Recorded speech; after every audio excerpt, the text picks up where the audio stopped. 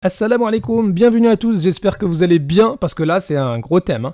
Bon, c'est pas un thème que j'aime forcément traiter, mais plusieurs personnes m'y ont obligé. Alors, beaucoup de chrétiens lancent des affirmations gratuites telles que l'islam c'est une religion de haine, votre prophète a ordonné de tuer, le Coran c'est le livre le plus violent, donc j'ai décidé de répondre. Alors, une petite précision, bien sûr quand je dis je défie tous les chrétiens, c'est pas littéral, je défie pas tous les chrétiens.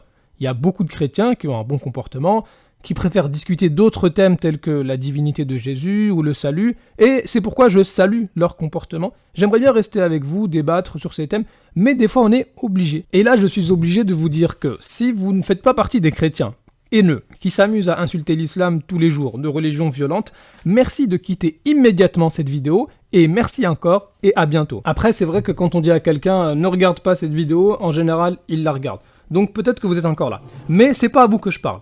D'accord ? Je m'adresse ici à tous les chrétiens haineux qui prétendent que le Coran est violent et qu'il est plus violent que la Bible. Tous ceux qui font comme les chrétiens David Wood ou bien Galate. Donc vous tous, je vous défie tous, vous pouvez publier vos réponses dans les commentaires, je vous attends. Mais vous n'allez pas réussir. Le chrétien Galate a déjà essayé de répondre à mes questions, mais il n'a pas réussi.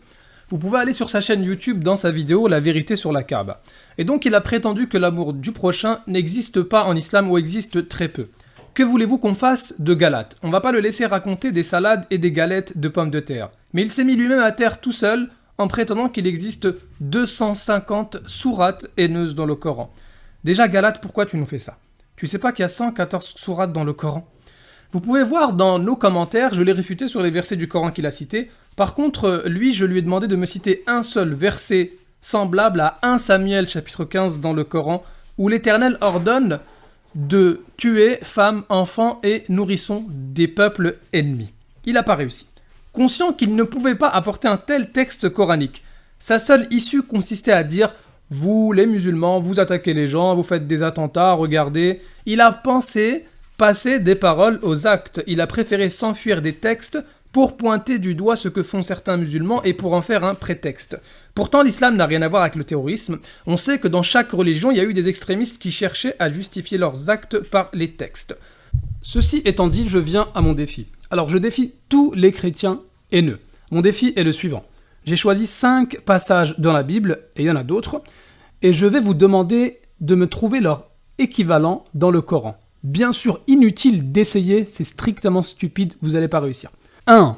Extermination de tout ce qui respire. Deutéronome chapitre 20 verset 16. Mais dans les villes de ces peuples dont l'Éternel ton Dieu te donne le pays pour héritage, tu ne laisseras la vie à rien de ce qui respire. Alors je vous défie. Vous nous dites, oui, l'islam c'est la religion la plus violente qui a le plus tué, etc. etc. Eh bien, allez-y, sortez-nous le verset coranique qui dit, tu ne laisseras la vie à rien de ce qui respire. 2. Extermination des femmes, des enfants et des nourrissons.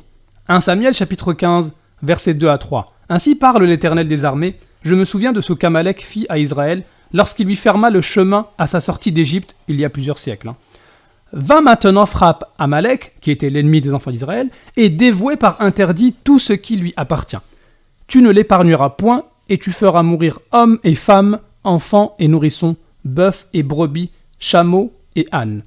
Vous nous dites, oui, l'islam, c'est la religion qui opprime la femme, qui opprime les enfants, etc., etc. Eh bien, allez-y, sortez-nous le verset coranique qui dit « Tu feras mourir hommes et femmes, enfants et nourrissons ». Alors, je vous préviens, le chrétien Galate n'a pas réussi. 3. Attentat, suicide. Et oui, vous avez bien entendu, et c'est dans la Bible, fait par Samson, l'un des juges d'Israël, contre ses ennemis, les Philistins. Alors, lisons. La maison était remplie d'hommes et de femmes. Tous les princes des Philistins étaient là, et il y avait sur le toit environ 3000 personnes, hommes et femmes. Bon, c'est la deuxième fois qu'on insiste qu'il y avait des femmes, qui regardaient Samson jouer. Alors Samson invoqua l'Éternel, donc Jésus pour la plupart des chrétiens, et dit « Seigneur éternel », c'est-à-dire Seigneur Jésus pour les chrétiens, « souviens-toi de moi, je te prie, ô Dieu, donne-moi de la force seulement cette fois, et que d'un seul coup je tire vengeance des Philistins pour mes 2 yeux. » Et qu'est-ce qu'il est dit un peu plus bas ? « Que je meure avec les Philistins. » Il se pencha fortement, et la maison tomba sur les princes et sur tout le peuple qui y était. Ceux qu'il fit périr à sa mort furent plus nombreux que ceux qu'il avait tués pendant sa vie. Ainsi, on a un minimum de 3000 personnes qui sont tuées dans son attentat, dont des femmes. Et pourtant, Samson, c'est pas n'importe qui, il est cité dans le Nouveau Testament.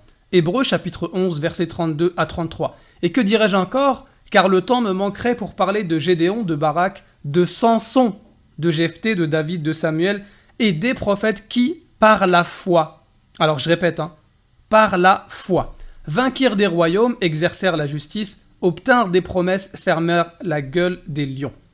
Donc vous qui nous dites, oui les musulmans là, vous faites des actes terroristes, vous vous faites sauter en tuant des innocents, bah allez-y, sortez-nous le verset coranique qui dit « Faites-vous sauter en tuant minimum 3000 personnes, dont des femmes ». Bon, je crois que je vais m'arrêter là. C'est largement suffisant. Si vous réussissez à répondre à mes 3 premiers passages, je vous donnerai les 2 autres. Mais comme je vous l'ai dit, vous ne pourrez le faire. Juste une petite remarque, pour ceux qui nous disent « Oui, tu nous cites l'Ancien Testament, là, avant c'était la barbarie, maintenant ça a changé. » Ah, donc Dieu, c'est-à-dire Jésus pour vous, était barbare. Que dit la Torah à propos de sa loi? Deutéronome chapitre 4, versets 5 à 8. « Voici, je vous ai enseigné des lois et des ordonnances, comme l'Éternel, mon Dieu, me l'a commandé, afin que vous les mettiez en pratique dans le pays dont vous allez prendre possession. Vous les observerez et vous les mettrez en pratique, car ce sera là votre sagesse et votre intelligence aux yeux des peuples, qui entendront parler de toutes ces lois et qui diront « Cette grande nation est un peuple absolument sage et intelligent. » Quelle est en effet la grande nation qui est des dieux aussi proches que l'Éternel notre Dieu, l'est de nous toutes les fois que nous l'invoquons. Et quelle est la grande nation qui ait des lois et des ordonnances justes comme toute cette loi que je vous présente aujourd'hui. Autrement dit, vous êtes obligé de reconnaître que, entre autres les 3 passages que je vous ai cités, le fait d'exterminer tout ce qui respire, dont les femmes, les enfants et les nourrissons des peuples ennemis, eh bien tout ça c'est absolument sage et intelligent, et c'est là votre sagesse et votre intelligence aux yeux des peuples.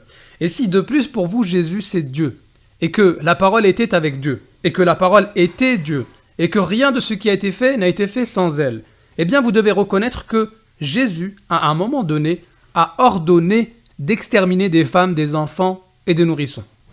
Alors je tiens à faire une petite précision supplémentaire. Je ne suis pas là pour dire est-ce que ces textes de l'Ancien Testament sont vrais ou faux du point de vue musulman. Le but de ma vidéo, c'est de faire cesser les animosités entre chrétiens et musulmans. Vous, chrétiens, vous croyez que votre Dieu, donc Jésus pour vous, à une époque donnée, a ordonné toutes ces violences, et pourtant vous croyez qu'il est amour et vous cherchez donc à faire des justifications et vous vous prenez vraiment la tête. Pourtant la Bible dit que la loi de l'Éternel est juste, parfaite et excellente. Si vous prétendez que l'islam est plus violent, on devrait pouvoir trouver dans le Coran leur équivalent et même pire. Alors à vos claviers, à vos versets et surtout à vos 250 sourates haineuses comme le dit bien Galat.